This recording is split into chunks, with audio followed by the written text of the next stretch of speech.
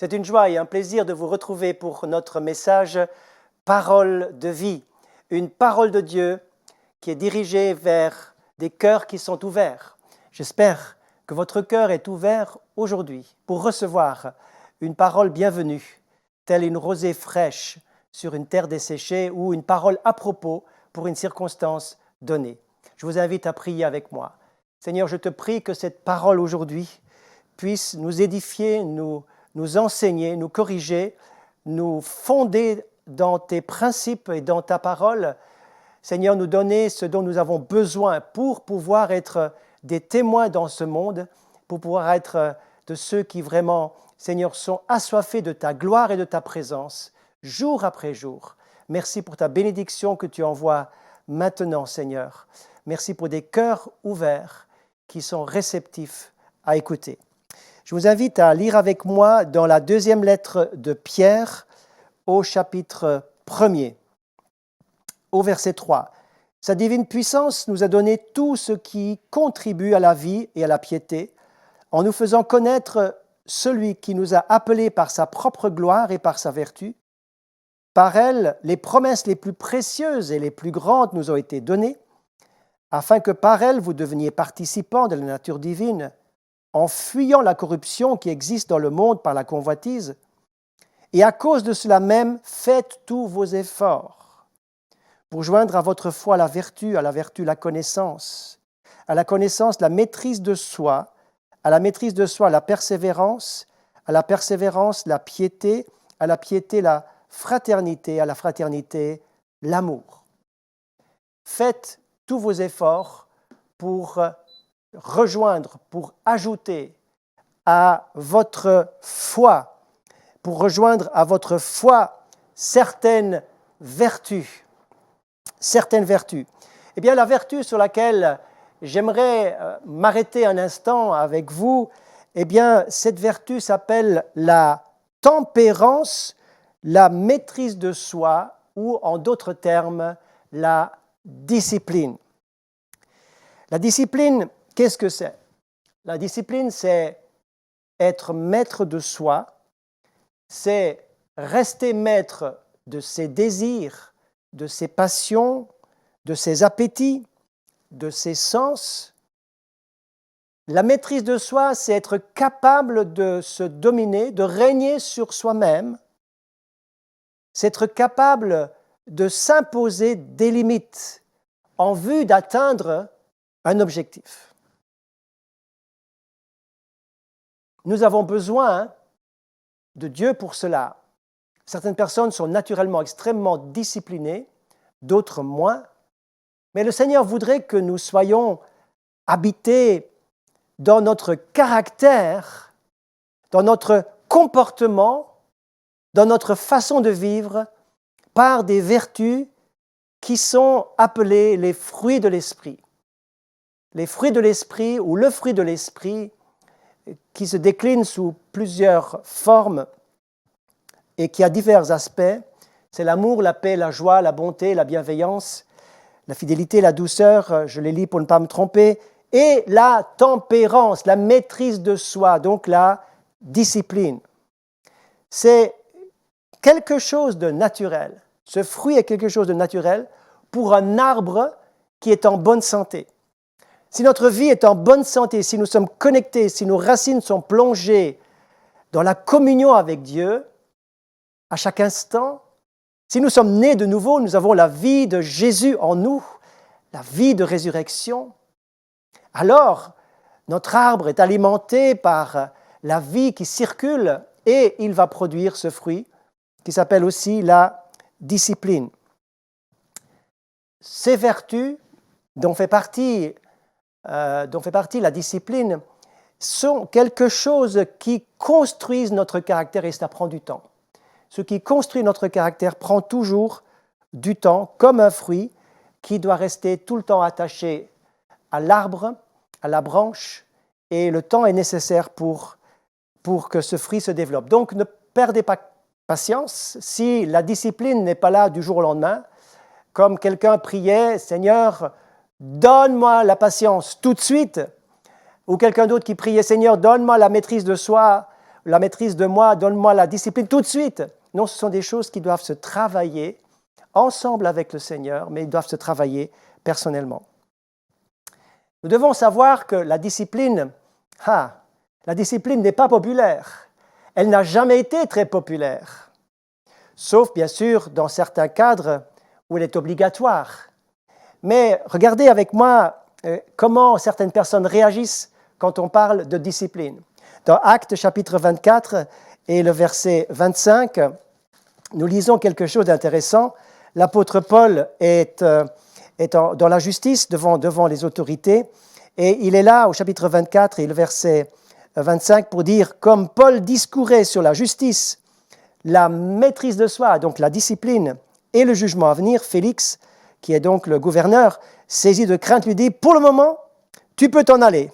Quand j'en trouverai le temps, je te rappellerai. » Donc il a une certaine allergie face à des thèmes qui sont chauds, qui sont ciblés, qui sont dérangeants. Et dans ces thèmes dérangeants, pour cette autorité romaine qui s'appelle Félix, eh bien, cet homme préfère finalement fuir la réalité. Il préfère stopper net le discours de Paul, le renvoyer pour remettre à plus tard. Mais vous savez que certaines choses que nous n'aimons pas et que nous remettons à plus tard, vient le jour où c'est trop tard.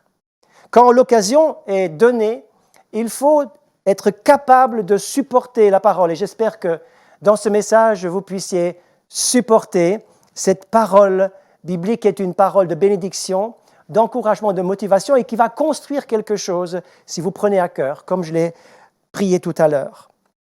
Alors, bien sûr, elle n'est pas très populaire, cette réalité, ce discours sur la discipline, mais la discipline est tout simplement indispensable au bon fonctionnement de la vie et de la société.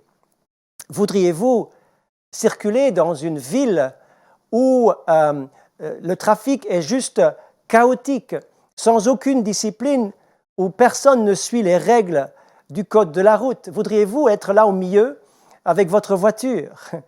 Voudriez-vous habiter une ville où il n'y a aucune règle qui est suivie, où chacun fait ce qu'il veut? Eh bien, personne ne voudrait supporter ce genre d'anarchie et de chaos total. Souvent, l'indiscipline des autres nous énerve, que ce soit en voiture, dans le trafic ou ailleurs. Par contre, nous supportons fort bien et nous excusons souvent aussi notre propre indiscipline. L'indiscipline des autres nous énerve, nous la jugeons, nous la critiquons, mais notre propre indiscipline, nous la tolérons. Soyons honnêtes, nous avons à travailler chacun et balayer chacun devant notre propre porte. Le bien-être, la discipline d'une nation fait son honneur, fait sa gloire, fait sa justice, son intégrité. Et nous voyons dans l'Écriture que tous les réveils en Israël, dans l'Ancien Testament, le réveil sous Josias, sous Josaphat ou Ézéchias, ces réveils spirituels ont toujours été accompagnés par une remise à jour de la vie disciplinée, et tout ce qui avait été abandonné, négligé, a été retrouvé et mis sur les rails. Mes amis, la discipline est absolument indispensable pour atteindre les objectifs et les buts.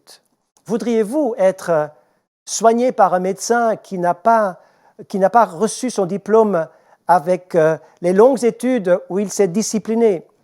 Il n'y a pas de cadre, il n'y a pas de métier spécialisé, il n'y a pas de personne qualifiée sans discipline. Aucun musicien n'est arrivé à un niveau élevé sans discipline. Aucun bachelor, master ou doctorat n'arrive à quelque chose sans discipline. Dans les ministères spirituels, il en est de même. Vous n'arrivez à rien si vous évacuez de votre vie de service pour Dieu la discipline. Vous avez besoin, j'ai besoin de grandir dans la discipline. Par exemple, il est dit dans l'appel pour les anciens, dans Tite chapitre 1er verset 8, il est dit « Si tu veux être un ancien, eh bien tu dois être hospitalier, ami des gens de bien, modéré, tu dois être juste, tu dois être saint et discipliné. » Et discipliné. Donc là, cette vertu est absolument indispensable. Votre entreprise attend de vous la discipline. Vous devez arriver à l'heure. Vous devez être conforme à votre cahier de charge. Vous devez respecter ce qui vous est demandé. Et bien sûr, Dieu attend de vous la même chose pour atteindre ses buts éternels et progresser dans les buts merveilleux du royaume de Dieu. La discipline est donc indispensable à toute réussite. Si nous regardons ensemble dans 2 Timothée, chapitre 2, 2 Timothée, chapitre 2, verset 3, l'apôtre Paul va dire « Souffre avec moi comme un bon soldat de Jésus-Christ. Il n'est pas de soldat qui s'embarrasse des affaires de la vie, s'il veut plaire à celui qui l'a enrôlé. L'athlète n'est pas couronné s'il n'a combattu suivant les règles. Et il faut que le laboureur travaille avant de recueillir les fruits. » Et encore dans 1 Corinthiens 9, où l'apôtre va parler de ce combat de la vie chrétienne, il va dire « Tous ceux qui combattent s'imposent toute espèce d'abstinence. » Ça veut dire qu'ils doivent se contrôler eux-mêmes pour obtenir une couronne. Je reviens à l'image que l'apôtre Paul va dire à Timothée, que ce soit le soldat, que ce soit l'athlète ou le laboureur, la discipline fait partie de ces 3 métiers, on va dire. La discipline est indispensable. Le soldat a une discipline qu'il s'impose lui-même, mais qui lui est demandée, exigée. C'est une exigence posée par l'armée. Le coureur ou l'athlète s'impose lui-même une discipline pour gagner. Et le laboureur a besoin de travailler avec rigueur, discipline, en étant en coordination avec la nature, tout comme le chrétien travaille en coordination avec la parole de Dieu et le Saint-Esprit. Mes amis, nous devons stopper d'excuser nos indisciplines. Nous devons arrêter d'excuser des choses qui sont inexcusables. Je pense à une personne qui dit « Mais lui, tu sais, il faut l'excuser. Il est comme ça. S'il a pété les plombs, comme on dit, c'est parce que c'est un sanguin. Il est colérique, il a le sang chaud, ou il vient de telle région où les gens sont vite énervés. » Mes amis, la parole de Dieu s'élève au-dessus de nos cultures, de nos races, de nos origines. Elle nous donne les mêmes ordres à tous. Sois discipliné. Il faut que la vie de l'esprit, le fruit de l'esprit en toi, provoque et construise ce caractère qui est bon, qui est bienveillant, qui est généreux, etc., mais qui est aussi discipliné. Discipliné. Nous voulons mettre dehors tout ce qui est impulsion, impulsif et passions diverses qui sont contraires à la discipline. Les disciples de Jésus sont connus pour avoir des caractères, bien sûr. Nous connaissons un peu le caractère de Pierre et d'autres, mais il nous est dit par exemple que les fils de Zébédée, Jacques et Jean, étaient les fils du tonnerre. Ils étaient des volcans ambulants, ils étaient colériques, ils étaient sanguins, ils réagissaient au quart de tour et eux avaient besoin aussi, comme les autres, comme nous, de vivre et d'apprendre la discipline. Nous ne sommes pas préprogrammés pour avoir simplement pour être libérés dans nos instincts, dans nos passions, nos désirs de toutes sortes. Non, nous sommes définis, nous sommes appelés pour maintenir dans nos barrières, vraiment dans notre discipline, notre corps, nos pensées, nos paroles et nos appétits de toutes sortes. Voyez-vous, le diable n'attend que ça. Il n'attend que le moment d'indiscipline pour vous piéger et pour vous faire perdre la bénédiction. Il peut arriver très vite. Ces moments peuvent arriver, par exemple, à des moments délicats, quand vous êtes très fatigué, ou alors après un temps de bénédiction, après un temps de jeûne. Au lendemain de grandes choses, il peut y avoir de grandes frustrations et un désir de relâchement, et l'indiscipline vous guette. Et c'est là que le diable veut piéger le chrétien par l'indiscipline. Et un petit temps d'indiscipline peut avoir des graves conséquences. Pensez à l'histoire de David et de Bathsheba. Pensez à l'histoire de Samson. Et vous pourrez rajouter encore tant et tant de récits dramatiques de gens qui avaient une onction du Saint-Esprit, une grande bénédiction sur leur vie, qui ont été utilisés puissamment par le Seigneur, mais qui ont tout perdu, qui ont gâché une partie du ministère et une partie de leur vocation profonde à cause d'un manque, d'un moment d'indiscipline. Que de pasteurs ont pleuré sur un instant d'indiscipline qui a ruiné leur témoignage, où beaucoup sont tombés dans le péché juste à cause d'un moment d'indiscipline et ils n'avaient plus que leurs yeux pour pleurer. N'excusez jamais votre indiscipline. Au contraire, soyez fatigués de votre indiscipline qui cause des pertes de temps.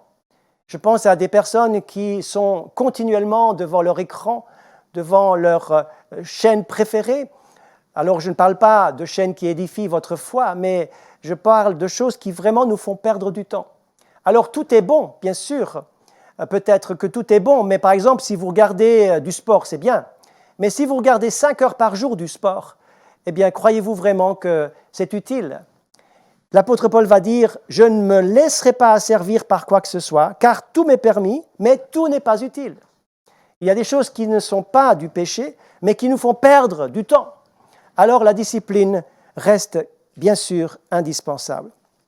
Il y aura bien des choses à dire là-dessus, et je pense encore à un texte où justement une vocation et un statut de privilège a été perdu à cause d'un moment d'indiscipline. Vous trouvez cela dans la Genèse, lorsque le vieux Jacob va prophétiser sur ses fils, il va prendre son premier-né, Ruben, et il va lui dire, Ruben, tu es vraiment au-dessus de tes frères, mais tu es impétueux comme l'eau. C'est-à-dire, on ne peut pas te contrôler, tu ne te contrôles pas.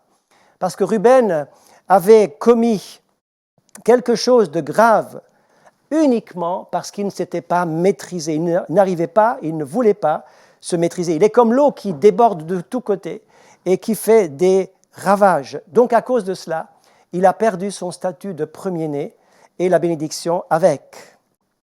Mes amis, ceci est important. Je l'ai dit au départ, la discipline, ce n'est pas populaire, mais c'est biblique. Ça fait partie du fruit de l'esprit, ça fait partie des choses que l'apôtre Pierre va dire au chapitre 1 de son deuxième livre, de sa deuxième lettre, que ce sont des vertus indispensables auxquelles qu'il faut ajouter les unes après les autres pour vraiment être gagnant et pour construire son caractère et pour avoir un témoignage. La discipline est une vraie protection pour votre vie. Regardez ce que dit le proverbe 25 et le verset 28. « Comme une ville forcée et sans muraille, ainsi est l'homme qui n'est pas maître de lui-même. Celui qui ne maîtrise pas ses appétits tombe devant la première attaque de l'ennemi. Vous êtes comme une ville sans muraille. L'ennemi peut envahir cette ville à cause de votre indiscipline. Vous êtes en danger. Mais la discipline est une protection, une muraille de protection. Celui qui est lent à la colère vaut mieux qu'un héros. Celui qui est maître de lui-même que celui qui prend des villes. Il y a des personnes qui prennent de grandes victoires au dehors, mais chez eux, ils vivent dans la défaite à cause de leur indiscipline. L'apôtre Paul va dire « Je traite durement mon corps et je le tiens assujetti de peur que moi-même rejeté après avoir prêché aux autres. » La discipline exige de la volonté. De la volonté. Tout m'est permis, mais tout n'est pas utile. Tout m'est permis, mais tout n'édifie pas. Il dira encore à Timothée « Fuis les passions de la jeunesse. Fuis, prends une direction, fais un choix. » Voyez-vous, parfois, la fuite n'est pas de la lâcheté, mais c'est juste être raisonnable, être vigilant, être discipliné, se protéger. C'est un acte de salut. Il faut savoir dire oui, mais il faut aussi savoir dire non à certaines choses. Lorsque vous dites non à certaines choses, vous vous protégez. Tout m'est permis, mais tout n'est pas utile. Je ne me laisserai pas piéger ni asservir par quoi que ce soit. Car lorsque vous vous laissez piéger, vous devenez, vous êtes piégé et vous êtes déjà soumis à plus fort que vous, à des appétits plus forts que vous, à un maître plus fort que vous, à des liens qui vont de plus en plus vous enserrer et briser votre vie. Je pense à ces choses qui doivent être enseignées dès la plus jeune enfance. Dans ma vie personnelle, mes parents m'ont appris à travailler dès que je pouvais le faire. Bien avant mon adolescence, j'étais déjà dans le travail pour aider mes parents dans la ferme qui était la ferme familiale. Et le fait que j'ai appris à travailler, que c'était normal et que, bien sûr, ça exigeait une certaine une certaine rigueur, une certaine discipline, bien sûr adaptée à mon âge. Je ne pouvais pas faire un travail d'adulte, mais j'avais une tâche spécifique à faire selon l'âge que j'avais. Et cette rigueur, cette discipline, eh bien, a été formatée dans ma vie, a été mise en place dans ma vie dès mon jeune âge. Et à cause de cela, aujourd'hui, bien plus tard, eh bien, je récolte encore les fruits de ces choses qui ont été mises en place dès mon enfance. Dès mon enfance. Apprends à l'enfant ces choses quand il est encore petit.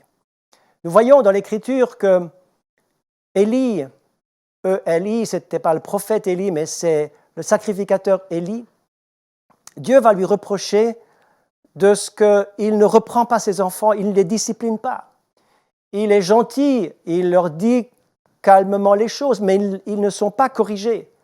Ils ne sont pas finalement disciplinés correctement parce qu'ils font des choses graves et Élie les laisse faire. Il laisse passer, il souffre de ce qu'ils font, mais il ne les corrige pas. Et Dieu va lui reprocher sévèrement cela. Mes amis, devant la discipline, nous devons être en règle et nous devons enseigner ces choses à nos enfants. Si vous êtes aujourd'hui dans un constat d'échec parce qu'il y a un manque de discipline, vous êtes culpabilisé, eh bien, il est toujours temps de revenir au Seigneur. Il est toujours temps pour se repentir et pour corriger le tir, pour changer de chemin, pour revenir à ce qui est juste. Peut-être que vous avez une bonne discipline, mais dans un domaine précis, vous n'arrivez pas. Et même ma prière pour vous, c'est que vous puissiez aussi attaquer ce domaine précis qui vous fait défaut, qui vous piège, qui vous fait souffrir et dans lequel vous n'arrivez pas à vous discipliner. Il y en a peut-être un ou deux. Les autres domaines, ça va, mais il y a un domaine qui pose problème. Parlez-en au Seigneur et soyez équipés par la puissance du Saint-Esprit et par une volonté déterminée de changer. N'oubliez pas que les moments d'indiscipline peuvent causer des ruines qui portent à conséquence et qui sont graves dans la durée. Soumettez-vous au Seigneur, soumettez votre corps, soumettez vos sens au Seigneur, restez disciplinés, gardez votre corps en bride, votre langue en bride, c'est ce que Dieu nous demande pour une vie réussie. Et ainsi donc, acceptez le règne de Christ sur votre vie. Ajoutez à votre vertu la discipline. Je relis encore une fois pour terminer ce merveilleux texte afin que nous puissions encore une fois l'intégrer dans ce message. Sa divine puissance nous a donné tout ce qui contribue, tout ce qui est nécessaire, à la vie et à la piété, en nous faisant connaître celui qui nous a appelés par sa propre gloire et par sa vertu. Par elle, les promesses les plus précieuses et les plus grandes nous ont été données. Vous avez reçu les promesses les plus grandes et les plus précieuses, qui sont puissantes, afin que par elles vous deveniez participants à la nature divine, en fuyant la corruption qui existe dans le monde, par la convoitise. Et à cause de cela, faites tous vos efforts. Et c'est le mot de conclusion. Faites tous vos efforts. Dieu fait sa part, mais nous avons notre part à faire. Faites tous vos efforts pour joindre à votre foi la vertu, à la vertu la connaissance, à la connaissance la discipline ou la maîtrise de soi, à la discipline la persévérance, à la persévérance la piété, donc la crainte de Dieu et la proximité avec le Seigneur, et puis aussi l'amour fraternel et l'amour tout court, donc l'amour agapé, l'amour agapé. Si ces choses sont en vous et s'y multiplient, donc il y a une croissance en vue, elles ne vous laisseront pas sans activité ni sans fruit pour la connaissance de notre Seigneur Jésus-Christ. Je termine encore une fois par la prière en vous bénissant, en demandant que vous puissiez prendre à cœur, comme je dois aussi le faire moi-même, prendre à cœur ce thème de la discipline indispensable pour chaque vie qui honore le Seigneur. Père Céleste, je te remercie parce que le fruit de l'Esprit, c'est l'amour, la paix, la joie, la douceur, la bienveillance, la fidélité, mais aussi la discipline, la maîtrise de soi. Je te prie, Seigneur, que personne ne gâche son témoignage, ne ruine sa vie par l'indiscipline, mais que par la discipline, nous puissions grandir et porter beaucoup de fruits à la gloire de ton nom. Et c'est dans ce sens que je bénis ton peuple qui me regarde au nom de Jésus. Soyez tous bénis et je me réjouis bien sûr de vous retrouver une prochaine fois. Merci pour votre fidélité. Bien à vous.